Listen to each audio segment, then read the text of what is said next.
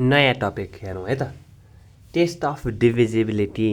यसपछि आउने सबै टपिकहरू चाहिँ एचसिएफ, एलसिएम, प्राइम फ्याक्टराइजेसन्स यसमा डिपेन्ड गर्छ है। यो तपाईँले सिक्नुभयो भने एकदमै इजी हुनेवाला छ, यो सिक्नु भएन भने एकदमै गाह्रो हुनेवाला छ है। अब यो टेस्ट अफ डिभिजिबिलिटी भनेको चाहिँ के हो त? मैले फर इक्जाम्पल 239 लेखेँ अनि 580 लेखेँ, यो दुईवटा नम्बर लेखेँ।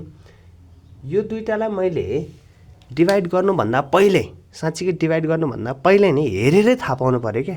हेरेरै एकछिनमै थाहा पाउनु पऱ्यो कि यसलाई 2 ले डिभाइड गर्न मिल्छ कि मिल्दैन, 3 ले डिभाइड गर्न मिल्छ कि मिल्दैन, 4 ले डिभाइड गर्न मिल्छ कि मिल्दैन, यसलाई 5 ले, 6 ले, 7 ले, 8 ले, 9 ले, यो नम्बरहरू के गर्न मिल्छ कि मिल्दैन भनेर हेरेर थाहा पाउने तरिकालाई भनिन्छ टेस्ट अफ डिभिजिबिलिटी। यो चाहिँ प्राइम फ्याक्टराइजेसनको लागि एकदमै मोस्ट इम्पोर्टेन्ट कुरा हो।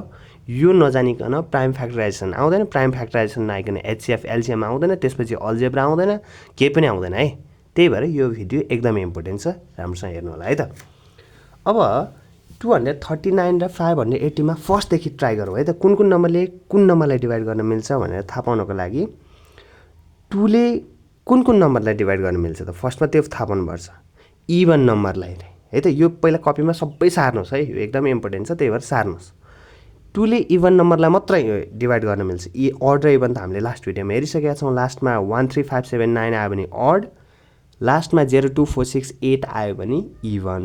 भनेपछि 580 छ नि, 580 भनेको लास्टमा 0 छ, यसलाई 2 ले डिभाइड गर्न मिल्यो। अब हेर्ने बित्तिकै अब हामीले यसरी डिभाइड गर्छौँ क्या। पहिला यसरी सिकाएको थिएँ मैले, 580 लाई यसरी डिभाइड गर्न सिकाएको थिएँ। यसरी गर्नु र यसरी गर्नु एउटै हो है कुरो। यसरी गर्दाखेरि चाहिँ रिमाइन्डर पनि देखिन्छ यहाँको। यसरी गर्दाखेरि एलसिएफ गऱ्यो भने चाहिँ रिमाइन्डर नभएको बेला एक्ज्याक्टली डिभाइड गर्नेले मात्र गर्छौँ क्या। यो भइहाल्यो। 2 ले डिभाइड गर्नको लागि के हुनुपर्ने रहेछ? Even number. अब 3 ले डिभाइड गर्नको लागि के हुनुपर्ने रहेछ त? जस्तै 72 लाई 3 ले डिभाइड गर्नुपर्ने छ। फर्स्टमा 2 ले गर्नुपर्छ कि पर्दैन त्यो अर्को रुल छ फेरि प्राइम फ्याक्टराइजेसनको। यसमा 3 ले डिभाइड गर्न मिल्छ कि मिल्दैन? कसरी थाहा पाउने? Added number should be multiple of 3 रे। भनेपछि यो 72 लाई एड गर्ने रे क्या पहिला। 7 र 2 लाई, 72 भनेको के मिलेर बनेको छ? 7 + 2। 7 + 2 गर्दा कति आउँछ? 7 8 9। अब 9 भनेको चाहिँ 3 को मल्टिपल हो कि होइन? 3 को टेबलमा 9 आउँछ कि आउँदैन? अभियसली आउँछ। 3 1 जा 3, 3 2 जा 6, 3 3 जा 9 आयो। भनेपछि यो पुरै 72 लाई पनि 3 ले डिभाइड गर्न मिल्छ। अब 4 को हेरौँ है त। 4 ले डिभाइड गर्न मिल्छ कि मिल्दैन भनेर थाहा पाउनको लागि के गर्नुपर्छ त भन्ने। ल 4 ले डिभाइड गर्न मिल्छ कि मिल्दैन थाहा पाउनको लागि पुरै नम्बर डिभाइड गरेर हेरेर बस्नु पर्दैन। लास्टको दुईवटा डिजिट मात्रै हेर्ने रे। यहाँ के भनेको छ? Check last 2 digit. लास्टको दुईवटा डिजिट मात्र क्या। यदि लास्टको दुईवटा डिजिटलाई 4 ले डिभाइड गयो भने यो पुरै नम्बरलाई जान्छ क्या। अब यदि गएन भने पुरैलाई जाँदैन। अब यो 24 भनेको हो, 24 लाई मात्र चेक गरौँ न। 24 लाई 4 ले डिभाइड गर्न मिल्छ? यो त हामीले 4 को मल्टिपलमै थाहा छ। यो 24 लाई त 4 ले डिभाइड गर्न मिल्छ। हामीले 4 को टेबल पढ्यौँ भने 4 5 जा 20, 4 6 जा 24 भनेपछि 6 जा 24 गयो नि त। भनेपछि यो पुरैलाई 24 ले डिभाइड गर्न मिल्छ। अब यो 27 लाई हेरौँ है त। 927 मा लास्टको 27 छ। लास्टमा 27 आउनु भनेको 4 को मल्टिपल होइन। 4 को टेबलमा कुनैमा नि 27 आउँदैन नि त। 4 4 जा 24 होइन, सरी, 4 5 जा 20, 4 6 जा 24, 4 7 जा 28। अब यहाँ त 28 भएको भए चाहिँ जान्थ्यो, 27 त जाँदैन। भनेपछि यसलाई 4 ले डिभाइड गर्न मिल्दैन। यसरी नम्बर थाहा पाउने है कुनलाई के ले डिभाइड गर्न मिल्छ कि मिल्दैन भनेर। अब हामीले 5 ले डिभाइड गर्न मिल्छ कि मिल्दैन भनेर थाहा पाउनु पऱ्यो। 5 को चाहिँ एकदमै इजी छ है। 5 ले डिभाइड गर्न मिल्छ कि मिल्दैन थाहा पाउनको लागि यदि नम्बरको लास्टमा क्या मैले 525 लेखेँ भने लास्टमा के आयो? 5 आयो। अथवा 690 लेखेँ भने लास्टमा के आयो? 0 आयो। यदि लास्टमा 5 छ अथवा 0 छ भने चाहिँ यसलाई चाहिँ 5 ले डिभाइड गर्न मिल्छ भनेर थाहा पाउनु है त। यसलाई 5 ले डिभाइड गर्न मिल्छ, यसलाई नि मिल्छ। ल यो पनि भइहाल्यो। लास्टमा 0 कि 5, नम्बर जति ठुलो भए पनि केही फरक पर्दैन है। अब 6 ले गर्नको लागि फर इक्जाम्पल 216 लेखौँ। 6 ले डिभाइड गर्न मिल्छ कि मिल्दैन थाहा पाउनको लागि चाहिँ के गर्ने त भन्दाखेरि should be divisible by 2 and 3। यो 216 छ, यसले 6 ले गर्न मिल्छ कि मिल्दैन? अब हामीले गरेर नबस्ने क्या, हेर्ने बित्तिकै थाहा पाउने।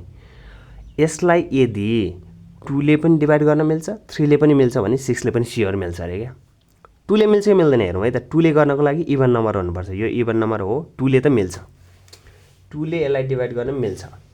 अब 3 ले मिल्छ कि मिल्दैन? 3 को लागि त के हेर्नुपर्छ? Added number should be multiple भनेपछि यो तिनटै नम्बर जोडौँ। 2 + 1 + 6, 2 + 1 3, 3 + 6 9 भनेपछि 9 त मल्टिपल अफ 3 हो कि होइन? 3 को टेबलमा आउँछ भनेपछि 9 3 ले पनि डिभाइड गर्न मिल्ने रहेछ भनेपछि 2 ले पनि गयो, 3 ले पनि गयो, त्यसो भए 6 ले पनि जान्छ यो 216 लाई है त। अब यदि एउटाले मात्र गयो, अर्कोले गएन, फर इक्जाम्पल 56, 56 भनेको के छ?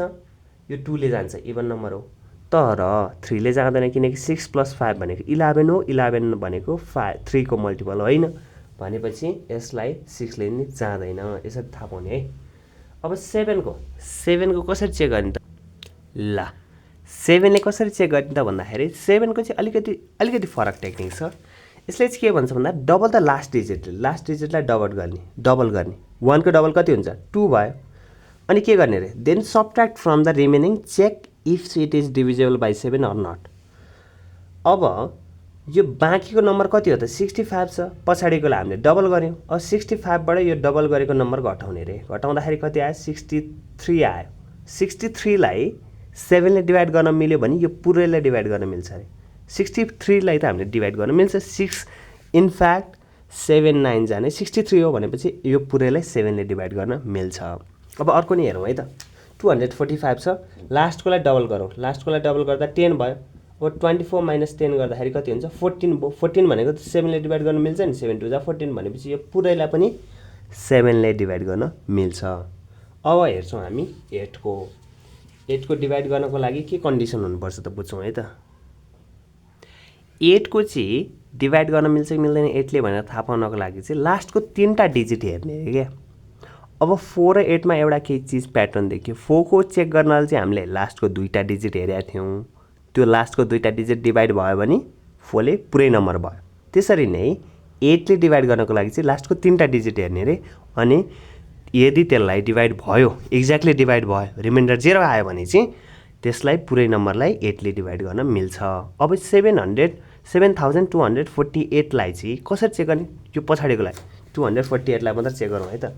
248 लाई 8 ले डिभाइड गरौँ रे, हेरौँ है त। 8 कति जा 24, 8 1 जा 8, 8 2 जा 16, 8 3 जा 24 हो कि 8 3 जा 24, 8 कति जा 8, 8 1 जा 8 भनेपछि 31 आयो, रिमाइन्डर त 0 आयो भनेपछि यो पुरै नम्बरलाई यो 248 लाई 31 ले गयो नि त भनेपछि यो पुरै नम्बरलाई 7248 लाई नै डिभाइड गर्न मिल्छ।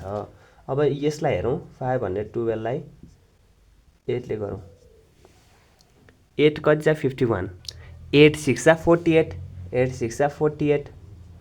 अब 51 - 48 गर्दाखेरि त हामीलाई थाहा छ 48 49 50 51 3 भयो।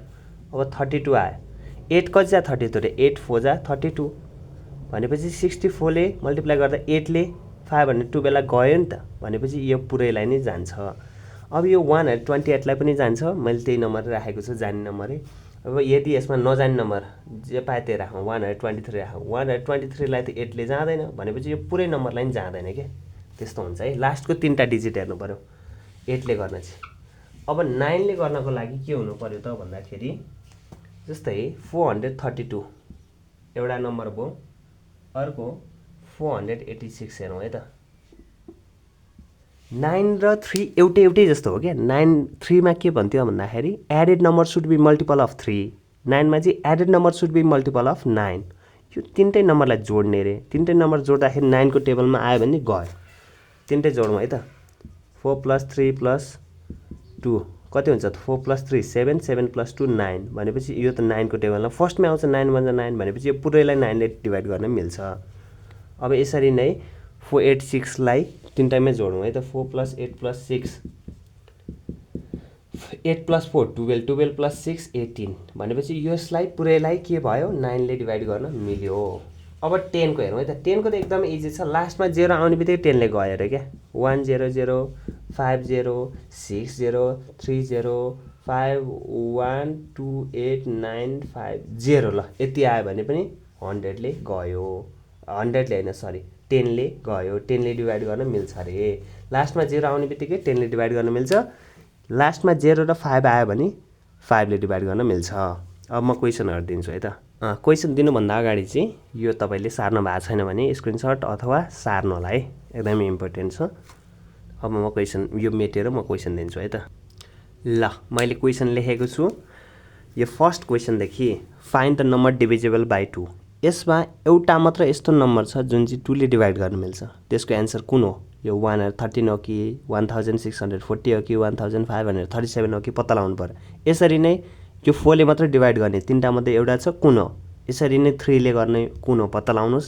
यसरी नै 8 ले गर्न मिल्ने यसबाट पत्ता लगाउनुस् एउटा मात्र छ है सबैमा अनि यसमा 9 ले गर्न मिल्ने डिभाइड गर्न मिल्ने कुन हो र 5 ले गर्न मिल्ने कुन हो है त आन्सर लेख्नुस्